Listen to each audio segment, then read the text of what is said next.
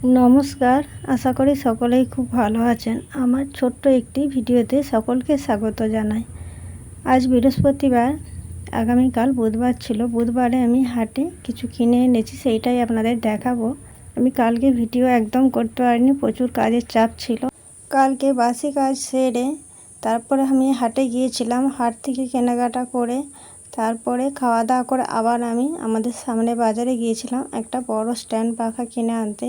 প্রচুর গরম, সিলিং ফ্যানে হচ্ছে না, তাই আমরা বড় একটা স্ট্যান্ড পাখা কিনেছি। এরপর আমি চলো তোমাদের দেখাই হাট থেকে কী কী কিনে এনেছি। এই যে ট্র্যাকস্যুটগুলো কিনে এনেছি দুটো তোমার দাদাভাইয়ের জন্য, দু কালারের। কেমন হয়েছে অবশ্যই কমেন্ট করে বলবেন। আর এই দুটো প্যান্ট কিনে এনেছি, এগুলো কিন্তু 50 টাকা করে। আমাদের হাটে ফুটপাতে অনেক কিছু কিন্তু দোকান বসে আর প্রচুর ভেজা। এই ট্র্যাকস্যুটগুলো নিয়েছে 100 টাকা করে, দুটোই 200 টাকা। আর প্যান্টগুলো নিয়েছে 50 টাকা করে, দুটোই 100 টাকা। আর এই গামছাটাও নিয়েছি 50 টাকা ঘাড় মুছতে। আর এই যে পাখার কথা বলছিলাম না, এই যে পাখাটা নিয়েছি। আমাদের বন্যার জন্য ঘর বসে গেছে আর সিলিং ফ্যানে মোটে বাতাস লাগেনি, তাই এই স্ট্যান্ড পাখাটা কিনে আনলাম। আর এই পাখা চালানোর জন্য এই বোর্ডটাও আমি এনেছি। এই আনারসটা আমাদের গাছে হয়েছিল, দুদিন আগে কেটেছিলাম। দুদিন আগে একটু হলুদ হয়েছিল, দুদিন রাখার পর দেখুন বন্ধুরা কতটা হলুদ হয়ে গেছে। এরপর এই আনারসটা আমি কাটবো। এটা কিন্তু বিকেলবেলা আনারসটা কেটে খাওয়া দাওয়া হবে। আগে প্রচুর আনারস হতো, বন্যা এসে এসে গাছগুলো একদমই মরে গেছে। আর বছর বন্যা আসেনি, তার জন্যই আনারস গাছগুলো কটা হয়েছে। আর আনারসও হয়েছে। আরও একটা গাছে আছে, সেটা এখনও তোলা হয়নি, সেটা পাকেনি, সেটা এখনও কাঁচা আছে। এই বছর আবার বন্যার পরিস্থিতি কী হবে তা তো জানি না, জলের উপরে নির্ভর করে বন্যা। অন্য বছরে এই যে আষাঢ় মাস পড়েছে, এমন সময় কি কিন্তু একটা বন্যা হয়ে যায়। এবছর কিন্তু এখনও বন্যা হয়নি।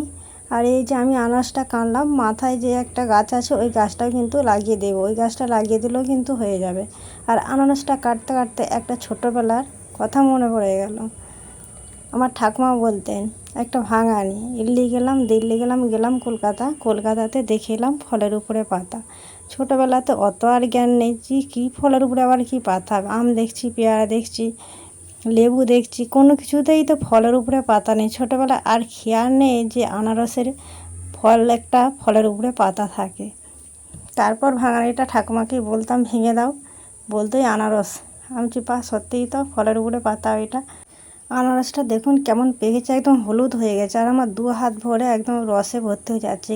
আর এইখানে মাটিতেও কিন্তু রস পড়ছে, মাটিটাও অনেকটাই কিন্তু ভিজে যাবে। এটা মাটির মেঝে, তাই অতটা বোঝা যাবে না। মাটির রসটা কিন্তু টেনে নেবে। পাকার বাড়ি হলে এখানে কিন্তু জলটা কাপড় দিয়ে মুছতে হতো।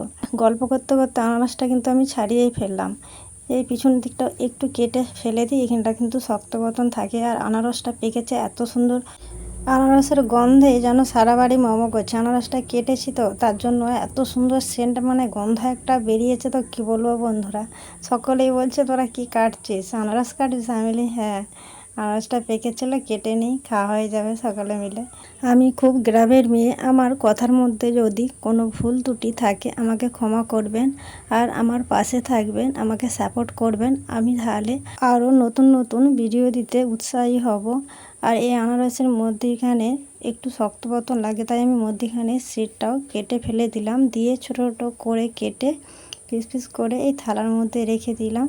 এই আনারসটা কাটতে কাটতে দেখুন বন্ধুরা একটু লক্ষ্য করে আমার 2 হাত থেকে যেন রস ঝরে পড়ছে, একদম জলের মতন টস করে পড়ছে।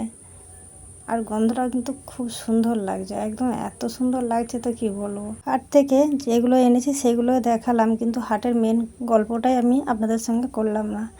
আমাদের এখানে থেকে টোটো যেতে 10 থেকে 15 মিনিট সময় লাগে। সেখানে হাট বসে, প্রচুর বড় হাট। গরু, ছাগল, হাঁস, মুরগি, তারপরে সবজি, কাপড় চোপড় সব বের, একদম বিশাল বড় হাট। কিন্তু এখন আর গরুর হাট বসেনি, এখন ছাগলের হাট, হাঁস মুরগি, আনাজপাতি সব, কাপড় চোপড় একদম সব, ঝরা ঠেকা সব কিছুই কিন্তু ওখানে পাবেন।